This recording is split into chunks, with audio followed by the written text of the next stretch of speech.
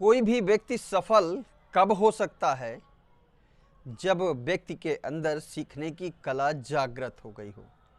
और जिन जिन लोगों ने सीखने की कला को अपने जीवन में जीवन का उद्देश्य बना डाला है, निश्चित रूप से वह सफल हुए हैं। उसमें कोई दूसरी राय नहीं है मेरे हिसाब से।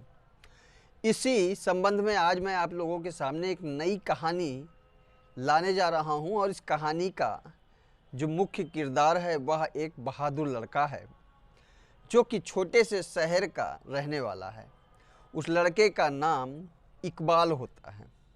इकबाल अपने माता पिता का चौथा संतान है। बड़े दो बेटे जो कि दूसरे प्रदेश में रहकर नौकरी करते हैं और वहाँ से जो भी कुछ अर्जित करते हैं वह घर पर अपने माता पिता के साथ शेयर करते हैं। पिता इकबाल के बहुत ही बूढ़े हैं। माता अक्सर बीमार रहती है, वह एक गृहिणी है। और तीसरा जो बच्चा है वह थोड़ा सा विकलांग है। इस विकलांगता के कारण इकबाल के ऊपर जिम्मेदारी कुछ ज़्यादा ही हुई। दो भाई तो उसके बाहर हो गए, बचे इकबाल और उसका भाई जो विकलांग है। तो पिता भी अक्सर बीमार ही रहते हैं, उनका भी काम धंधा ठीक तरीके से चलता नहीं है। इन सब बातों को देखते हुए इकबाल अधिकतर समय अपने पिता के साथ काम पे लग जाता है। चूँकि इकबाल के पिता एक मज़दूर हैं, वह मज़दूरी करने उनके साथ जाता है और बीच कुछ वह उनके साथ हेल्प करता है, साथ ही अपनी पढ़ाई भी करता है। इकबाल की एक ख़ास क्वालिटी यह है कि वह सीखने में बहुत ही होशियार है।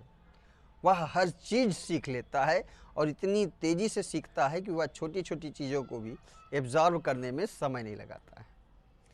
इकबाल चूँकि खेलने कूदने में माहिर है, वह दोस्तों के साथ अक्सर क्रिकेट खेलते हुए, अक्सर जूडो खेलते हुए, अक्सर लड़ाई मारपीट खेलते हुए, कुल मिलाकर उसका जीवन लड़कपन में बीत रहा है। लेकिन लड़कपन होने के बावजूद उसकी सबसे बेस्ट क्वालिटी है सीखने की कला। वह हर चीज़ को अपने भीतर अर्जित करना जानता है। वह अगर किसी चीज़ को एक बार देख लेता है तो वह उस चीज़ को अपने अंदर बिठा लेता है। एक दफ़ा जब पिता की जगह पर इकबाल बैठा हुआ था दुकान पे, तो उसके दोस्त ने कहा, यार इकबाल चल आजा जूडो खेलते हैं। तो इकबाल ने कहा, यार धंधे का समय है, अभी मैं नहीं जा सकता, पिता है नहीं। फिर भी उसके दोस्त के ज़्यादा प्रेशर के बाद इकबाल ने कहा, चल ठीक है यार। और दोनों ने एक दूसरे के साथ जूडो कराटे की लड़ाई झगड़ा शुरू की। चूँकि जो इकबाल का दोस्त होता है मनी, वह जूडो की प्रतियोगिताओं के साथ साथ प्रैक्टिस भी करने जाता है। उसको सारे पैतड़े आते हैं।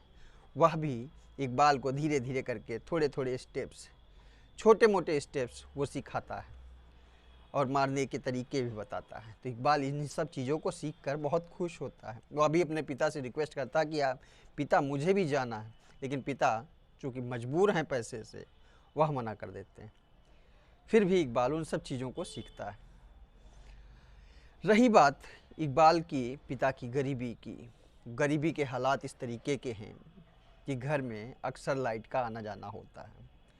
चूँकि शहरों का मामला होता है और शहरों में लाइटों का कटना लाजमी है। इन सब चीज़ों को देखते हुए अचानक एक दिन घर के अंदर चोरों का आना हुआ।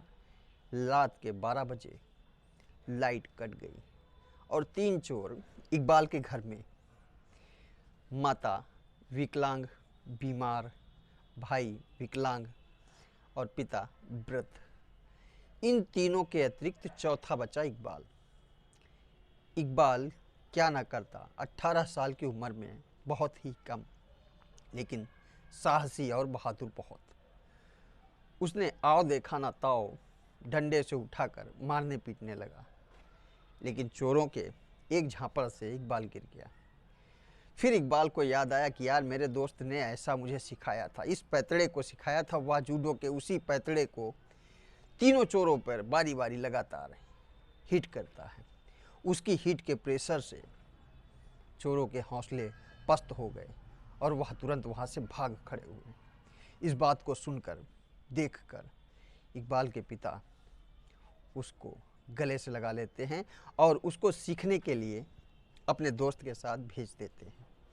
तो इस कहानी का मेन मोटिव केवल इतना है कि हमें भी जीवन में सीखने की कला को जागृत करना चाहिए। अगर हमारे भीतर भी सीखने की कला जागृत है तो हम हर चीज़ को एक बुलंद नज़र से देखकर किसी भी चीज़ को एब्जॉर्ब कर सकते हैं। और अगर एब्जॉर्ब करने की क्षमता इकबाल में ना होती तो क्या वह अपने घर में चोरी होने से रोक पाता? शायद नहीं। आपसे भी यही निवेदन है कि हर चीज़ को सीखने की कला को अपने भीतर जागृत करो और हर चीज़ में कुछ ना कुछ नया ज़रूर सीख लो, ताकि सफलता यूं ही चंद लम्हों में आपको मिल जाए। आने वाली वीडियो के लिए वंदे मातरम।